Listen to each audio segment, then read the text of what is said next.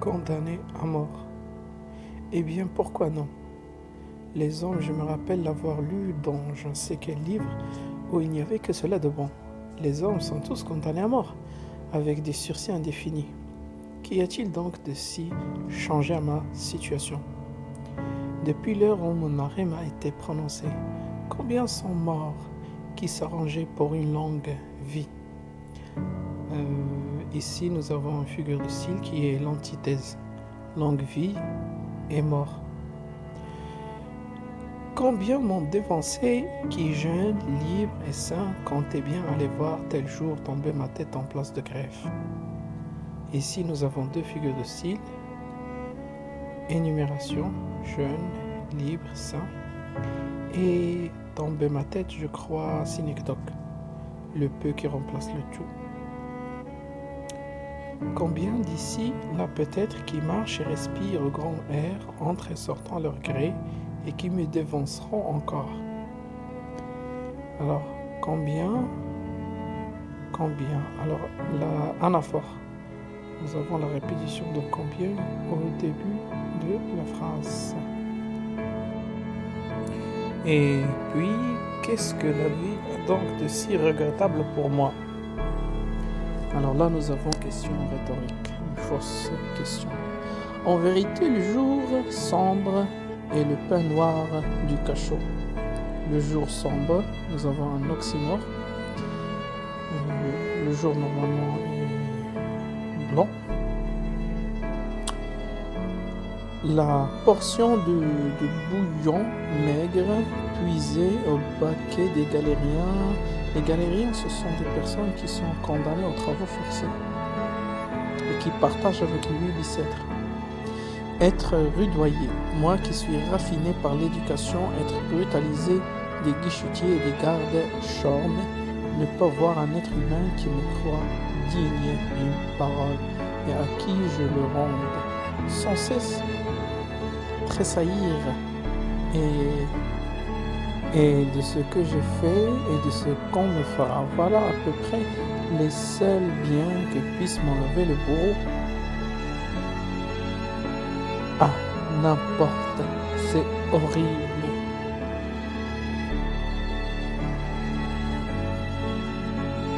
Alors, le narrateur, qui est le condamné à mort, pense que tous les humains sont des condamnés à mort. Parce qu'un jour ou l'autre, chaque humain va mourir. C'est la norme des choses. La seule différence, c'est que la mort du narrateur est décidée par des humains et elle a une date fixe. Le narrateur souffre de l'indifférence des autres, de leur insensibilité, de leur incompréhension. Et face à un monde qui est hostile, sauvage, sans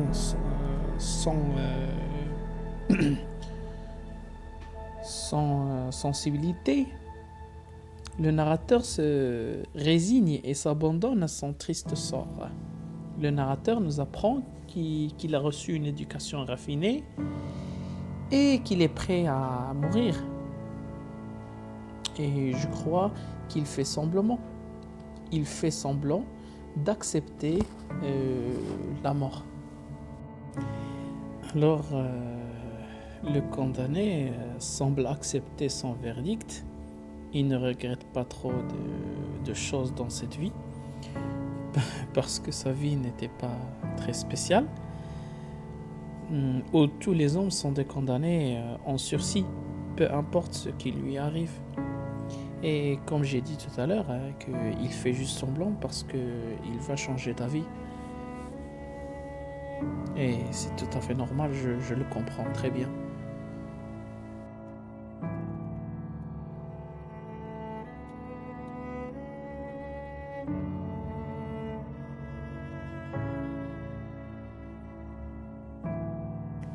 Chapitre 4.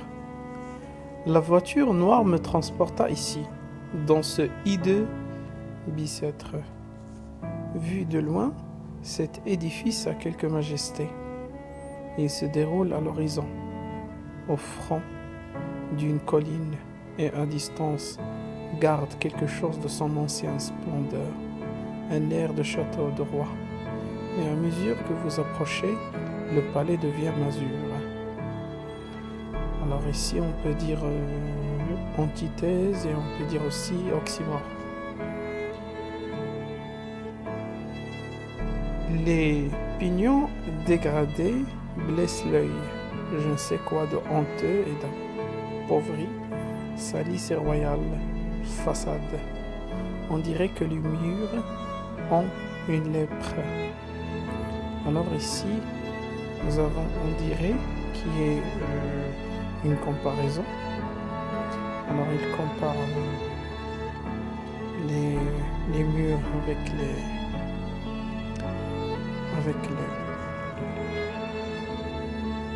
la laideur et les maladies, parce que et en même temps c'est une personnification, parce que lèpre c'est une maladie qui touche les humains.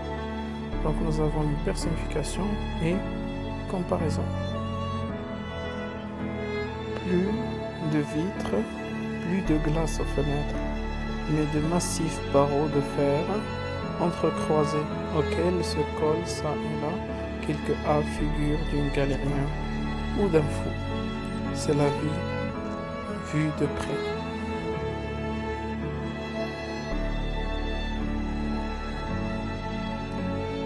Dans ce chapitre, le narrateur a été transporté à la prison de Bicêtre en attendant son exécution. Ici, le narrateur décrit la prison de Bicêtre de deux points prospectifs. Il décrit de loin et de près Bicêtre. De loin, cet édifice est décrit comme un palais, mais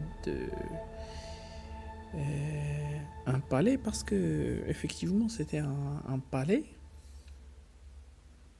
avant. Et donc on voit un champ lexical valorisant. Ici la modalité est valorisante.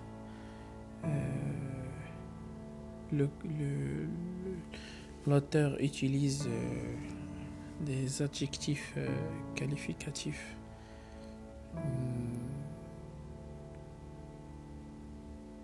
valorisantes, bien évidemment.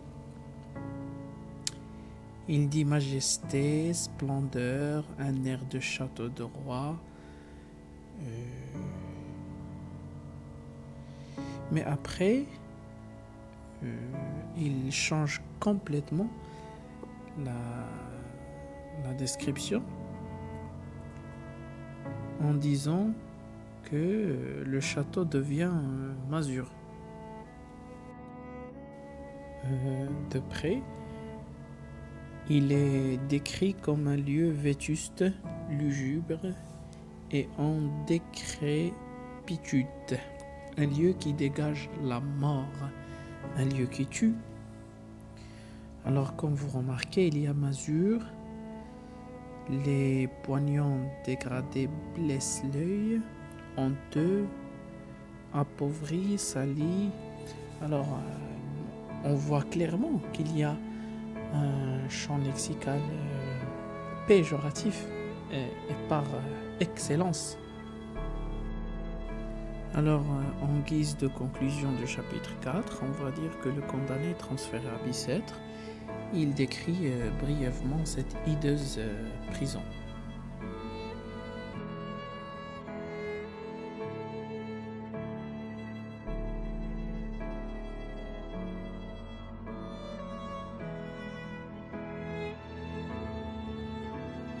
Chapitre 5. À peine arrivé, des mains de fer s'emparèrent de moi. On multipliait les précautions, point de couteau, point de fourchette pour mes repas. La camisole de force, une espèce de sac de toile à voilure, emprisonna mes bras. Alors là, nous avons l'utilisation de passé simple, donc le type de texte est narratif. Nous avons la focalisation interne parce qu'il y a je, l'utilisation de je. Et nous avons ici la figure de style qui est périphrase. camisole de force, une espèce de sac. Je m'étais pourvu en cassation.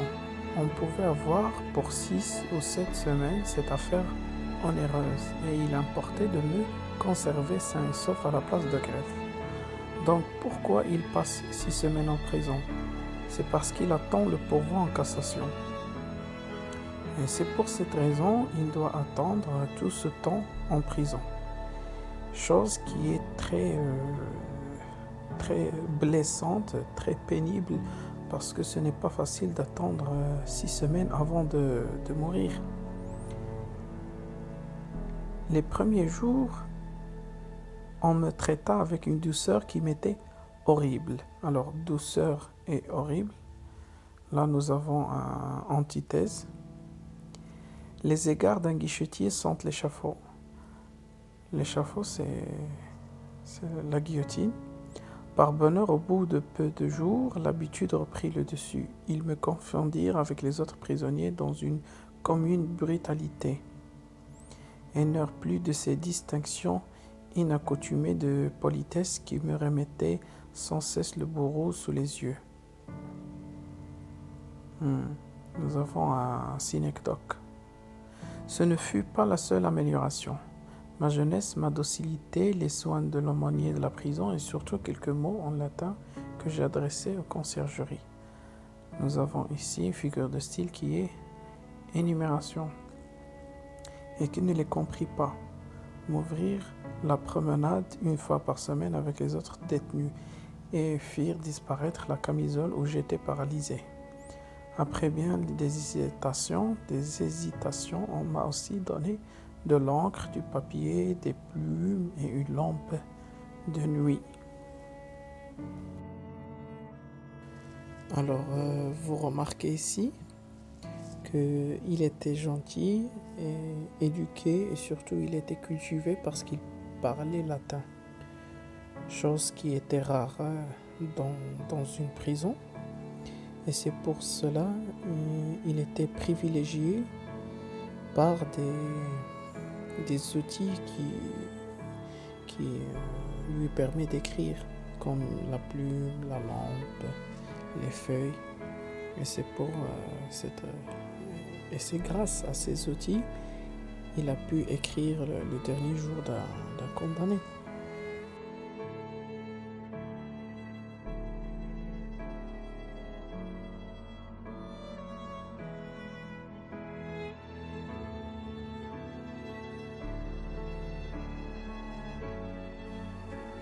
Ils m'apprennent à parler argot, arus, cahier, bigorne, comme ils disent.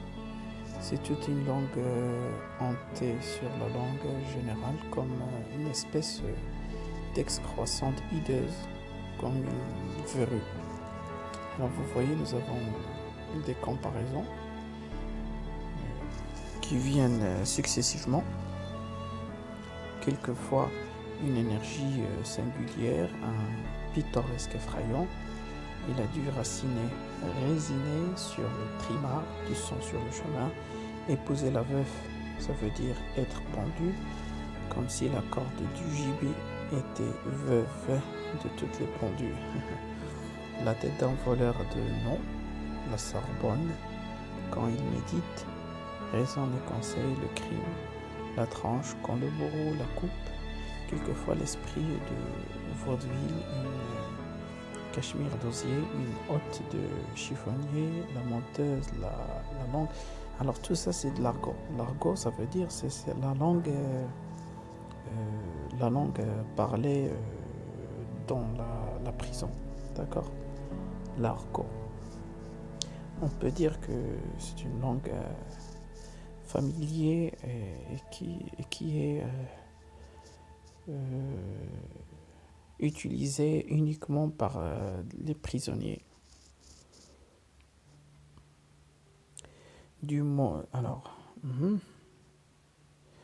On dirait des crapauds et des araignées quand on entend parler cette langue. Alors là, nous avons une comparaison. Il compare les détenus avec comment dire, les crapauds et les araignées. Ce sont des insectes, voilà, des insectes. Et parce qu'ils ne sont pas cultivés, ils ne sont pas instruits. Et ils, tout simplement, ils mettent en, comment dire, ils déforment, voilà, déforment la langue française, chose qui est très abominable pour un intellectuel comme Victor Hugo. Et voilà.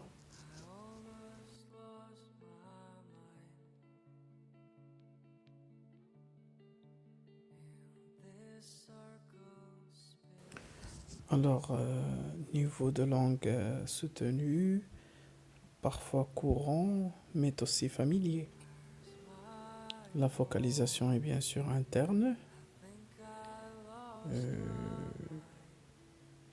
Et la tonalité est pathétique, lyrique. Et dans le passage où il y a l'argot, ça devient satirique parce qu'il critique sévèrement l'utilisation de l'argot en prison.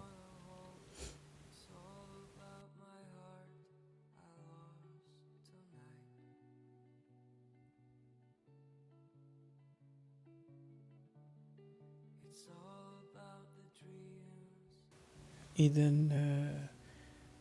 في الجزء الثالث من الرواية المدان بالإعدام يحاول على قدر جهده تقبل مصيره لكي يخفف من العذاب الذي يأكل جسده ويفترس فكره. يحاول تقبل الموت بحجة أن كل الناس سيموتون لا محالة، وأن من المحتمل الكثير من الناس الذين يترقبون موته قد يسبقونه إلى الموت. هذا الإحساس هو زائف لأن الراوي سرعان ما سيغير رأيه من بعد. الجزء الرابع. المدان يرجع بنا إلى الوراء ويحكي لنا يوم نقله إلى المحكمة. تقنية الرجوع إلى الوراء le retour en arrière. يحكي لنا يوم نقله من المحكمة إلى السجن بيساتر، وهو يحاول أن يضعنا في الصورة القبيحة والمشؤومة للسجن. الوصف كان جد مأساوي للسجن. الراوي يخبر في الجزء الخامس، الراوي يخبرنا على وصوله إلى السجن ثالث رجوع إلى الوراء.